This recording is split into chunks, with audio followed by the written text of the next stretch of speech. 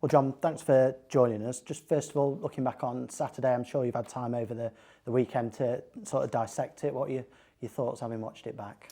The same at the time, really. Just very frustrated that we didn't get something out of the game. I thought the lads performed very well.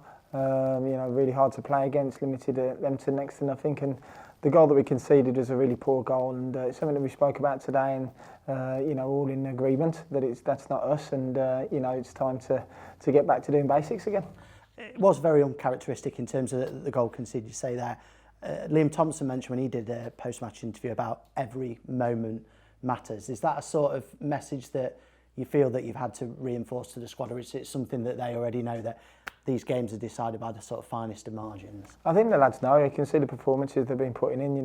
They've been magnificent, and it's just let's hope it's just a little blip and a little reset moment where we understand that every moment does matter, and there's no better game now against a top team in Burnley to try and put things right. Despite the defeat there were plenty of encouraging signs, and again, you look really solid as a team.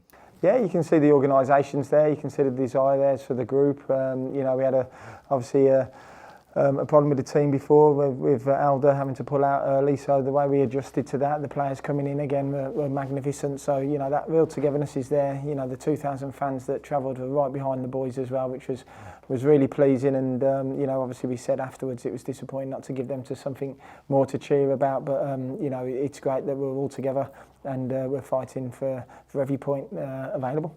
You mentioned the togetherness. I know we mentioned it after the game. Just thought I'd pick up that you had Jerry Yates there on Saturday. He wanted to travel with the team. You've got Callum Elder there, not available, travelling with the team. You've had Curtis Nelson at Plymouth. You've got Sondre Langas pushing himself through the pain barrier. Are you pleased to see that these lads are not necessarily taking the responsibility on, but they all want to be together and they're showing it? Yeah, we spoke about the players who aren't available. We've obviously had a lot of injuries since I've come in, but I've spoke to the group and said how important them players are, not just on the pitch, but off the pitch now as well, and everyone's playing a huge part into what we're doing at the moment. It feels like this is very Championship at the moment, that you had no game for 2.5 weeks. Then you played Wednesday, Saturday, Tuesday, Saturday. It just feels like it's gone from 0 to 100 again.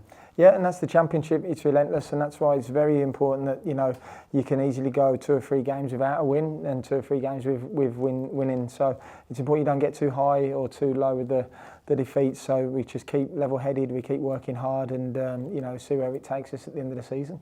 You mentioned now not getting too low with the defeats. It's not something that the group have been accustomed to over the last month. You've had a great run.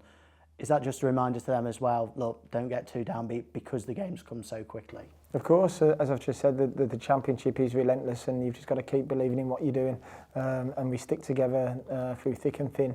There's 6 huge games coming up, and the next challenge is Burnley tomorrow night. In terms of Burnley then, what sort of challenge do you expect from them? Well, they're obviously the best team in the league, they're top of the league, so we expect a really difficult night, but one we're really looking forward to.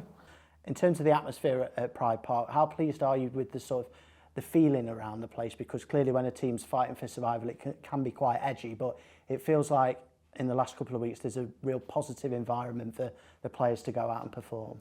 Well, listen, Derby County is a club that I obviously know well, and it's the only environment that I've known as a player coming back. It's been very positive as well, so I know how powerful the fans are, I know how powerful the staff are around the training ground and at the stadium, so we're a big family now, and it's important that we all keep believing in what we're doing. And that positive environment is there for us all to see. The fans have been magnificent, the staff at the training ground have been great, and the players' efforts have been fantastic as well. So it's going to take one huge effort for all of us to make sure we get enough points from now to the end of the season.